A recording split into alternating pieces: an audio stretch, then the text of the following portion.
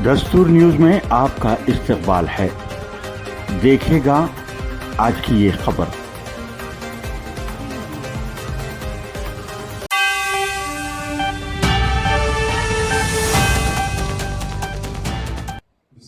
ذکریہ function hall رائے پورہ ہنم کنڈا میں مشاورتی اجلاس برائے مجوزہ اجلاس کا 18 مئی کے لیے بمقام اسلامیہ کالج گراؤنڈ ورنگل تقسیم کار و تربیت نظم و نسق کے لیے منعقد ہوا. زیر صدارت حضرت مولانا محمد فصیح الدین قاسمی رشادی کنوینر آل انڈیا مسلم پرسنل لا بورڈ ضلع ورنگل. زیر نگرانی محترم جناب عبدالجلیل خان صاحب معاون کنوینر آل انڈیا مسلم پرسنل لا بورڈ ضلع ورنگل. مہمان خصوصی شرکت فرما ریاست کے معروف عالمی دین مولانا عمر عابدین قاسمی کی نگرانی میں اجلاس عام منعقد ہوا. مشاورتی اجلاس میں 18 مئی کے لیے بمقام اسلامیہ کالج گراؤنڈ ورنگل منعقد ہونے والے جلسے کی تیاریوں اور ذمہ داریوں پر روشنی ڈالی گئی اور عوام الناس سے کثیر تعداد میں شرکت کرنے کی گزارش کی. آج کی اس محفل کو دیکھنے کے بعد وہ چیز جو میں محسوس معلوم نہیں تو یہ پامفلیٹ ایسا پرنٹ کیا جائے جو اس میں پوائنٹس جو ہے ویسا ہے کیا پرابلم، ہم کیا کرنا چاہیے، ہم کیوں کر رہے ہیں، ہمارے کیا نقصانات ہیں، مختصر سے لے کے اس کو بزنس مین ہیں، اچھے اچھے لوگ ہیں تو انہوں نے وصول کر گئے، کیونکہ یہ کسی ایک کا کام نہیں ہے، یہ اللہ کی ملکیت بچانے کا کام ہے، تو اللہ تعالیٰ بھی ان کا ساتھ دے. تو اس لیے جو میرے مشورہ ہے اگر اس کو ایکسیپٹ کرنے کا تو بہتر ہے. میں اسٹیج کے ذریعے میں اور خدوس بھائی دونوں صاحب کرے گا. اپنی کارڈ اگر نہیں ہے تو یہ پورے تو تقریباً ہماری 90% ایسی کوئی چیزیں جو وقفہ یوزر کے اندر آتی ہیں وہ بہت زیادہ خطرے میں. ایک چیز. دوسری بات ایسی تجاویز میں آئی جو پورے جلسے کا احاطہ کرتے ہوئے اس کو کیسے کامیاب بنایا جائے. یقیناً سب مل کر اگر اس پر غور کریں گے اور محنت کریں گے، کوشش کریں گے تو جلسہ کامیاب ہوگا. اس سے ہمارے ابھی مسعود بھائی نے کہا کہ حالات بہت سنگین ہیں اور حالیہ میں ہم نے بہت سارے اینٹی امینڈمنٹ ایکٹ کے تحت پروگرامز کیے وابستہ وہ یہاں پر دیکھنے میں نظر نہیں آ رہا. ہمارے ساتھی ابھی فرما رہے تھے کہ ہم کو چاہیے کہ غیروں کو قریب کریں. میں سمجھتا ہوں پہلے آپ لوگوں کو یہ احساس دلانا ہے کہ جو اللہ کے راہ میں وقف کیا گیا ہے اس پہ منافقوں کی، مشرکوں کی جو نظر پڑی ہے اس پہ ہم کس طرح سے امانت داری سے اپنی غازی پیٹ ایک چھوٹی سی کمیٹی بنایا جائے تاکہ وہاں کے لوگوں کو جمع کرنے کے لیے وہ لوگ امداد کریں. صوبے داری میں چند لوگ ہوں جو صوبے داری کے لوگوں کو اکٹھا کریں.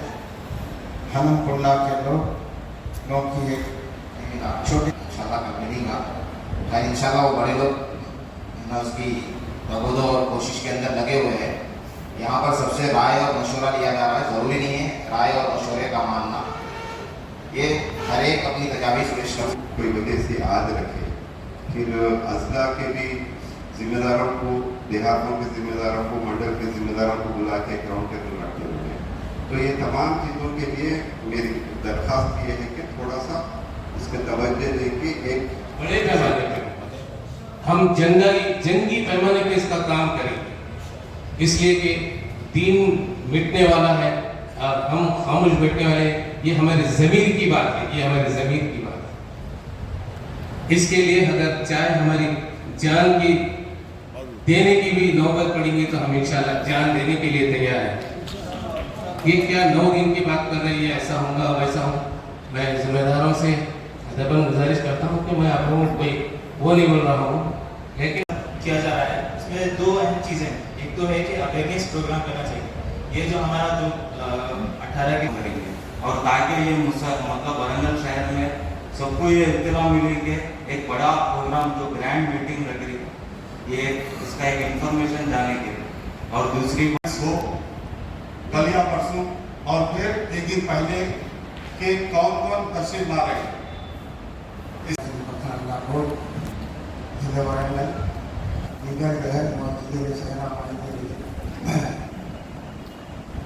کہتے ہیں کہ بھائی نہیں تھوڑا سا آگے بڑھا دو تو اس کے لیے लेकिन हर हाल में प्रोग्राम करना है, आप पीछे नहीं हटना है और मुनज़्ज़म तरीके से यहाँ छीना जा रहा है जो दस्तूर ने आजादी हमको दी है हमारे मजहब पर चलने की। लिहाजा हम दस्तूर को हदफ बनाकर अपनी बात पेश करेंगे और इस सियाह कानून, इस काले कानून को मुस्तरद होने तक हमारा एजिटेशन ये जारी रहेगा। जो हालिया वक्फ अमेंडमेंट बिल हमारे खिलाफ हमारी औकाफी अमलाक को छीनने के लिए, हड़प करने के लिए यह कानून बनाया गया है, जबकि हमारे 232 अपोजिशन के अरकान ने हुकूमत को आड़े हाथों लिया। हमेशा से ये अलमिया रहा कि वक्त की बड़ी तंगी रहती है, दो मिनट का मसला रहता है।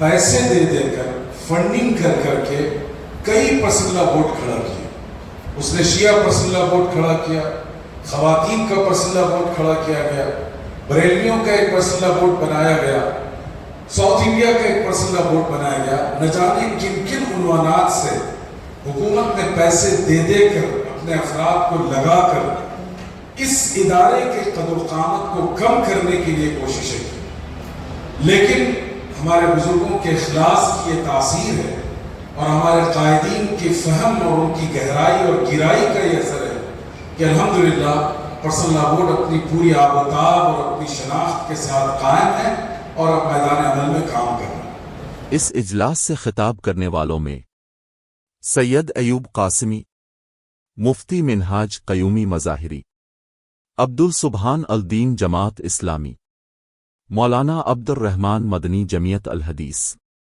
आली जनाब अब्दुल मजीद साहिब, अब्दुल सुबहान मजलिस इत्तेहाद अल मुस्लिमीन, सैयद मसूद BRS, मुहाफिज नसीर अल दीन साहिब हिसामी, मौलाना मोहम्मद अब्दुल अजीम कासिमी, मोहतरम हाफिज मोहम्मद समी अल्लाह हुसैनी, मोहम्मद अली ज़ुबैर वो दीगर भी शामिल थे।